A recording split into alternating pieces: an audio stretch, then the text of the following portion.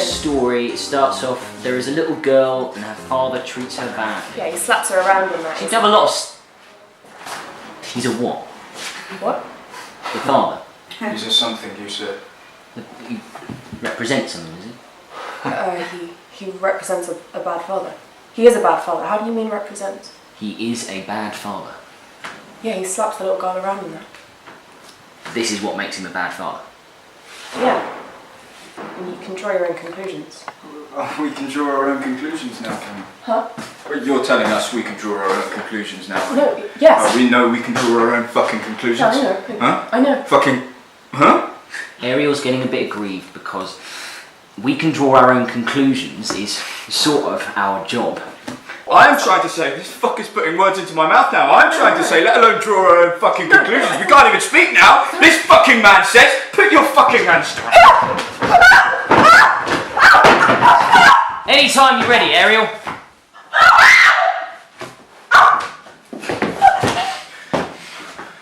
Retake your seat, please. Oh, I almost forgot to mention I'm the good cop and he's the bad cop. Yeah, so anyway, back to literature. We decided to put on the Pillowman because it's a play very unlike plays that are often put on the Oxford Playhouse. This kind of thing is possible, this kind of difficult, cruel, funny play is possible. So I picked the Pillowman because having done quite a few plays in Oxford, I felt like this one was really literally unlike anything else I've seen. It's got such a level of daring and difficult themes, but at the same time wicked humour. So the premise is that writer of very, very dark stories is arrested. We're in a totalitarian state, still interrogated by two detectives who are intrigued as to why this writer's stories so closely resemble a number of child murders that are happening. That said, it's a comedy. It's quite violent and brutal, but really, really funny as well. And I jumped when I read it in a cafe. So naturally the pick of a father swallows a bunch of these apple men whole, just to spite her, and they have razor blades in them and he dies in agony. Yeah, and that's kind of like the end of the story. That's meant to be like the end of the story. You know, the father gets his comeuppance, but then it goes on. But then it goes on. The girl wakes up that night, and a number of apple men are walking up her chest. They hold her mouth open. They say to her, You killed our little brothers. You killed our little brothers. They slide down her throat. She chokes to death on her own blood. The end. I mean, it's a twist. Because you think it's Scene. So yes, the bidding process. The Playhouse opens its doors to student companies once or twice a term normally.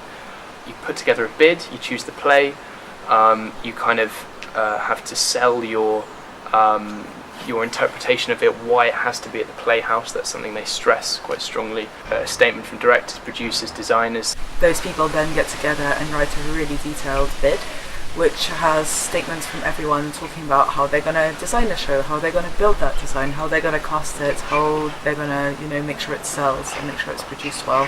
And the lucky few are picked to go have an interview with the Playhouse. After that first interview, they said, you need a much bigger team. All the members of the crew from those other teams that they hadn't chosen, we were able to kind of go to them. They then made a kind of fortified bid. We also had to make like a model box, which has since developed to a very kind of realistic miniature of what the set's going to look like. So after we heard back that we got it, we were delighted, and we set about casting the show. Yeah, the auditions were quite intense for this. We had around 150 people auditioning for 4 parts. So for my audition for Couturian, because he tells so many stories, I had to storytell in as many ways as possible, really. By the time the recalls came, we had about 20 people who were great, who were really, really good in their individual auditions. But importantly, seeing what combinations of people worked. The group dynamic is kind of integral to the success of the piece, really. I think you execute a writer, it sends out a message. I don't know what message it sends out. I mean, that's not really my area, but it sends out a message. There are a number of reasons behind deciding to cast Katrina and Michael as women. First of all, it was cast gender blind, so all characters were considered, all actors were considered for all characters. But ultimately, why we went for Katrina and Michael, why we reimagined them as sisters instead of brothers, was because you have this kind of, you have this totalitarian state.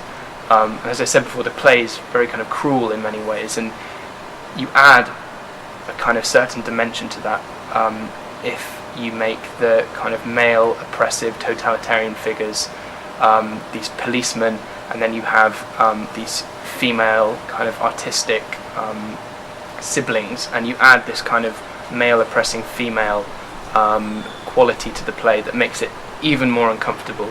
On a personal ideology basis, I also believe that this is something that's right and should be done, just because if you have a lot of talented actors and you have a play in which the potential is there for it to be cast as a gender neutral play, it should be done.